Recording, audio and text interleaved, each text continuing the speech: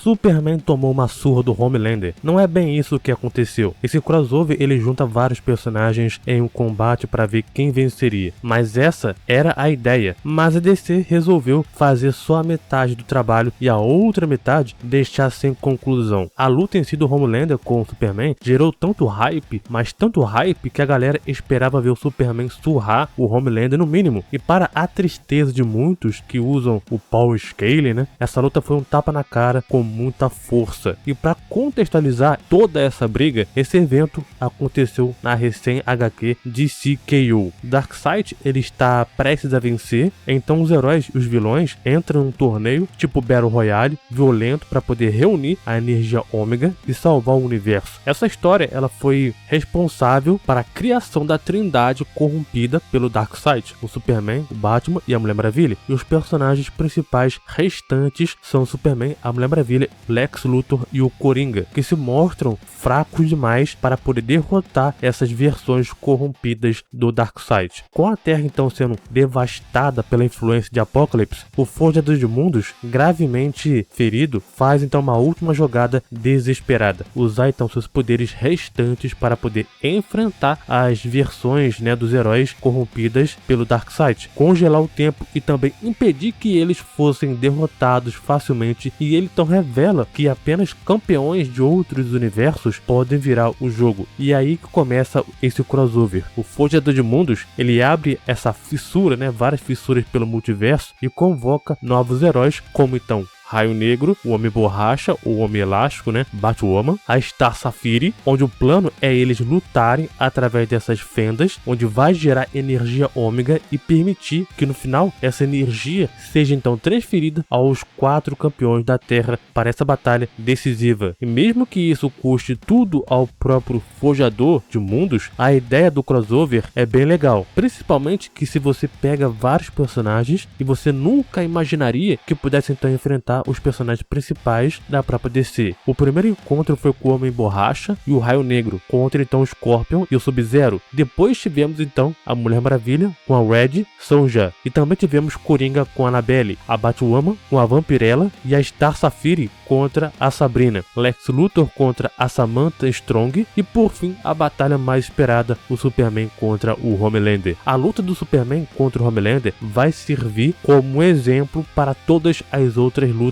que aconteceram, por mais que elas tenham sido legais, com uma dinâmica bem interessante dos poderes, e até mesmo vemos também que esse crossover mostrou que alguns personagens da própria DC são muito pouco aproveitados e que também são mega poderosos ou apelões, né? E por exemplo, o Homem Elástico, cara, a luta dele contra o Scorpion e o Sub-Zero foi uma mera humilhação para a dupla de MK. Muita gente usa aquele argumento de que mas ganha quem o roteirista quiser. Bom, eu discordo completamente disso. Ganha uma luta o roteirista que saiba fazer uma luta. Ganha uma luta o roteirista que realmente conhece os personagens. E toda essa luta que aconteceu em DCKO, cara, só mostra isso. Em nenhuma realidade a Diana perderia para Red Sonja. Eu não estou dizendo que para desmerecer os personagens. Por mais que eles sejam fortes e tenham então suas capacidades, todos esses personagens da própria DC tem um leque muito maior de atributos, capacidades, vantagens que esses personagens que lutaram contra os personagens da própria DC. E é por isso que quando você vê o Homelander enfrentar o Superman, o que você espera? No mínimo, uma surra do Homelander, porque uma luta onde o roteirista escreve ela, ele tem que levar em consideração diversas coisas, e a principal dela é o conhecimento dos personagens envolvidos. E a minha interpretação lendo então esse crossover foi tipo, cara,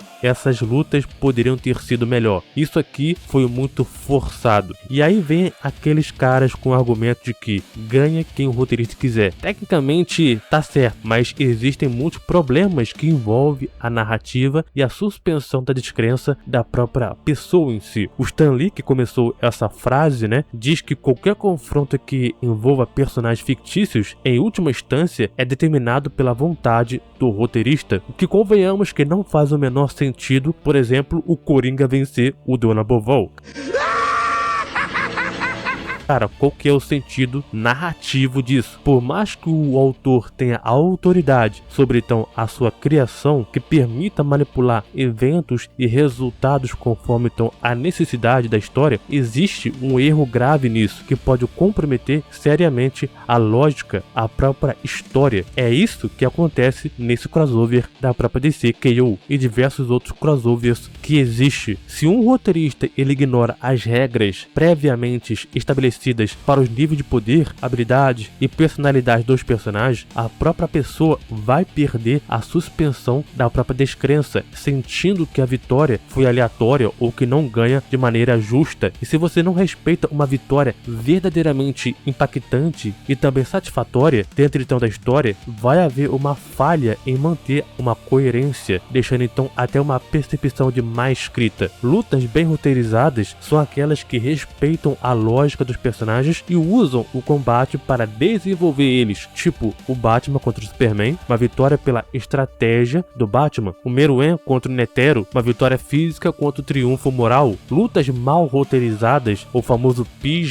ocorrem quando a lógica ela é jogada fora pela própria conveniência do roteiro, acontecendo vitórias totalmente sem lógica, como então a Mulher Gato vencendo 3 flashes, ou então o Pantera Negra imobilizando o Surfista Prateado. Lutas sem roteiro, entre aspas, usando então a lógica de combate, buscam a fidelidade total às estatísticas de poder, técnicas, habilidades, onde podem ser superadas por falhas humanas reais, deixando então a luta mais sincera, mais honesta. Agora tem aquela parada de que, para o Capitão Pátria conseguir bater de frente com o Superman, só pode ser uma coisa: a proteção da marca. Editores evitam que seus personagens pareçam inferiores aos da própria concorrência para não desvalorizar a franquia, o que pode acontecer, o famoso empate técnico ou então interrupções. E como a própria DC comprou a licença de The Boys para poder usar nesse crossover, é bem provável que tenha acontecido isso. Existem também o famoso equilíbrio narrativo. Em franquias como Alien vs Predador, o roteiro ele alterna várias vantagens para poder manter a atenção e o mistério, sem declarar uma espécie superior à outra. O que convenhamos que nessa luta com o Homelander, mesmo ele estando upado pela própria energia ômega, como foi dito pelo narrador, ainda assim não era para ele estar no mesmo nível do Superman. E o pior de tudo é que essa luta nem teve uma conclusão, o que é um mero de um pecado. E aí vem o famoso Paul Scale. O roteirista não usa o Paul Scale. O Paul Scale ele compara e também quantifica o nível de poder dos personagens. Pode tanto fortalecer quanto também prejudicar cenas de combate, dependendo também de como é usado. Em lutas bem roteirizadas, ele funciona como base lógica, e quando há uma clara diferença de poder, a vitória do personagem mais fraco se torna mais impactante se for resultado de estratégia, inteligência ou suspensão. Porém, se for mais rigoroso demais, pode deixar as lutas mais previsíveis demais. Agora, em lutas mal roteirizadas, o Paul Scale deixa claro as incoerências, especialmente quando o autor ignora regras previamente estabelecidas para poder favorecer um personagem X ou Y, e isso então estraga a história. Em lutas focadas apenas na lógica de combate, o Paul Scale ele é essencialmente para poder definir um vencedor de forma consistente, justa e honesta, mas isso pode deixar a luta mais simples em comparação de números, deixando então a história de lado. Autores como Akira Toriyama de Dragon Ball introduziu nível de poder para mostrar suas falhas, mas então abandonou o sistema ao perceber que limitava a história e tornava então as lutas mais previsíveis. O Oda de One Piece prioriza história, emoções e circunstâncias acima então da sua própria escala rígida de poder. O Togashi de Hunter x Hunter criou então um sistema de Nen, justamente para poder evitar linearidade, permitindo então que a estratégia e a criatividade superem a força bruta sem quebrar a lógica interna. O Paul Scale ele é uma ferramenta útil para poder manter a coerência, mas não deve substituir a história envolvida. Quando bem utilizado, enriquece então as lutas, quando mal aplicado, expõe então as falhas e enfraquece então a história. E mesmo quando não é usado, o confronto e a história se tornam então ruins, como aconteceu nessa história do Superman e o Homelander. Isso tudo é só a minha opinião. Diga aqui nos comentários o que você pensa sobre isso. Se inscreva no canal para poder acompanhar mais vídeos, mais novidades. Hype esse vídeo aqui com o seu like, que isso ajuda demais o canal. Valeu, falou e até mais.